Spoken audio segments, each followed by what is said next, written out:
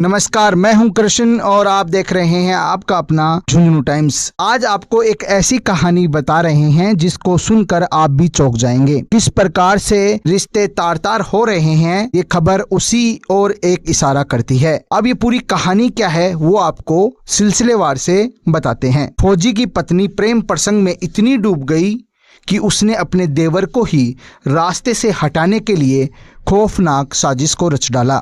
अब पूरी कहानी किस प्रकार से रची गई वो आपको बताते हैं। इस कहानी के 3 किरदार हैं। पहला किरदार जितेंद्र, दूसरा किरदार संपत्ति देवी और तीसरा किरदार संपत्ति देवी का देवर मंगलचंद। पहले किरदार यानी जितेंद्र जो कि संपत्ति देवी के प्यार में पड़ जाता है और संपत्ति देवी प्यार में इतनी पागल हो जाती है कि उन्हें न तो कुछ दिखाई देता है न ही वो कुछ देखना चाहते हैं। दोनों को लगता है कि उनके प्यार के बीच कोई भी अगर आएगा उसको वह हटा देंगे। यहीं से शुरू होती है एक खौफनाक कहानी। जितेंद्र कुमार से संपत्ति देवी की नजदीकियां बढ़ने लगी, नजदीकियां प्रेम प्रसंग में बदल गई। लेकिन कहते हैं ना, इश्क छुपाए नहीं छुपता। संपत्ति देवी और जितेंद्र कुमार के बीच चल रहे प्रेम प्रसंग की भनक संपत्ति देवी के देवर मंगलचंद को लगती है, जिसके बाद वह अपनी भाभी को बार बार टोकने लगता है। भाभी को कहता है कि ये गलत है। भाभी को ये रोकना टोकना नागवार गुजरा। भाभी ने अपने आशिक के साथ मिलकर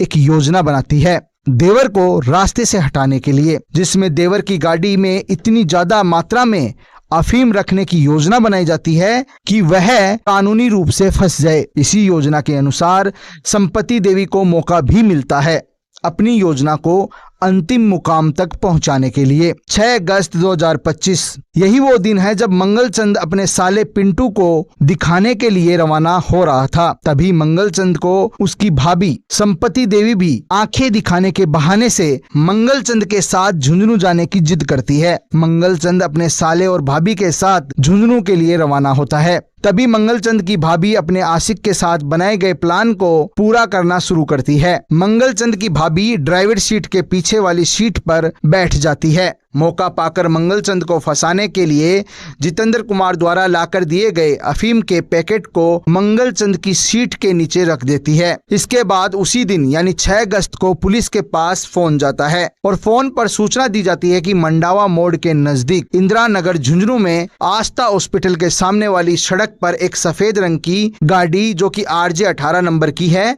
वो खड़ी हुई है, जिसमें ड्राइवर सीट के नीचे एक पैकेट अवैध अफीम का रखा हुआ है। पुलिस को यह सूचना जो दे रहा था वो कोई और नहीं था, संपत्ति देवी का आशिक जितेंद्र कुमार उर्फ जीतू खुडाना था। सूचना पर पुलिस टीम मौके के लिए रवाना होती है। टीम मौके पर पहुंचकर देखती है कि मुखबिर की सूचना सही है। ड्राइवर व ड्राइवर के बगल की सीट पर एक व्यक्ति बैठा हुआ है। व्यक्ति का नाम पता पूछे जाने पर उसने अपना नाम मंगलचंद आला बताया, जो कि हाल ग्राम पंचायत अधिकारी ग्राम पंचायत बुडानिया में कार्यरत है। बगल की सीट पर बैठे व्यक्ति ने अपना नाम पिंटू निवासी मोहनपुरा भामरवासी बताया। तलाशी ली गई तो गाड़ी के ड्राइवर सीट के नीचे एक पार्सल नुमा खाली पैकेट मिला, जिसके चारों तरफ प्लास्टिक की टेप चिपका रखी थी। टेप को हटाने पर एक प्लास्टिक का डिब्बा मिला, जिसको खोलकर देखा गया तो सब लोग चौंक गए। प्लास्टिक की पारदर्शी थैली में काले रंग का गाढ़ा तरल पदार्थ भरा हुआ था, जिस पर उक्त दोनों से अफीम के बारे में बारी बारी से पूछा गया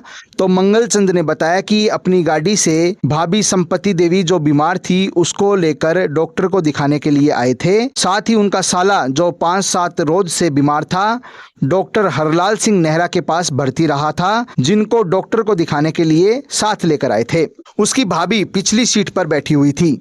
वह खुद सरकारी सेवक है, ग्राम विकास अधिकारी पद पर पदस्थापित है। गाड़ी में रखा अफीम कहां से आया, कौन लेके आया, इसके बारे में उनको कोई जानकारी नहीं है। दूसरे व्यक्ति पिंटू ने भी इसी बात की ताहीद करते हुए खुद को गाड़ी में मिले अफीम के बारे में कोई जानकारी नहीं होना बताया। सारी जो वस्तु स्थिति परिस्थितियां बन रही थी उसके अनुसार अफीम की थैली को प्लास्टिक डिब्बे से बाहर निकालकर उसका जब वजन किया गया तो पॉलीथीन थैली सहित अफीम का वजन 282.8 ग्राम मिला। चूंकि गाड़ी में उपस्थित उक्त दोनों व्यक्ति गाड़ी में मिली अफीम के बारे में कोई जानकारी होना नहीं बताते थे। संदिग्ध परिस्थितियों के मद्देनजर जो पहली दृष्टि थी या प्रथम दृष्टिया है वो मंगलचंद ग्राम विकास अधिकारी को निर्दोष प्रतीत हुआ पुलिस को। इसके बाद उच्च अधिकारियों को बताने के बाद उच्च अधिकारियों के निर्देश प्राप्त किए गए। उसी के अनुसार पुलिस टीम ने इस मामले में अगली कार्रवाई की। अब पुलिस ने मुखबिर जितेंद्र और मंगलचंद की भाभी संपत देवी को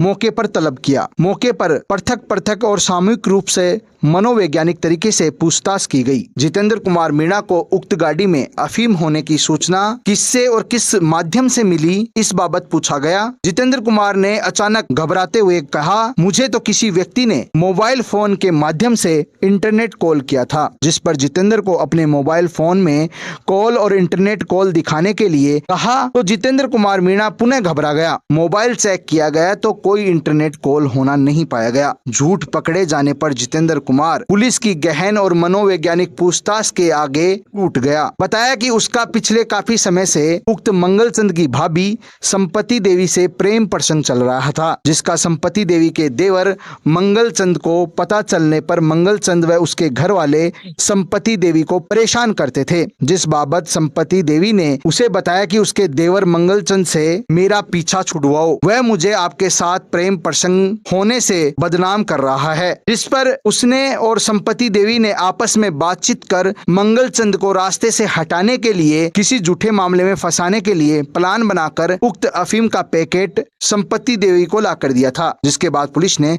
दोनों को गिरफ्तार कर लिया। ये कहानी आपको कैसी लगी कमेंट कर जरूर बताएं। आगे भी आप अगर ऐसी ही क्राइम की अंदर की कहानी जानना चाहते हैं, सुनना चाहते हैं तो कमेंट बॉक्स में कमेंट कर जरूर बताएं। फिलहाल के लिए धन्यवाद।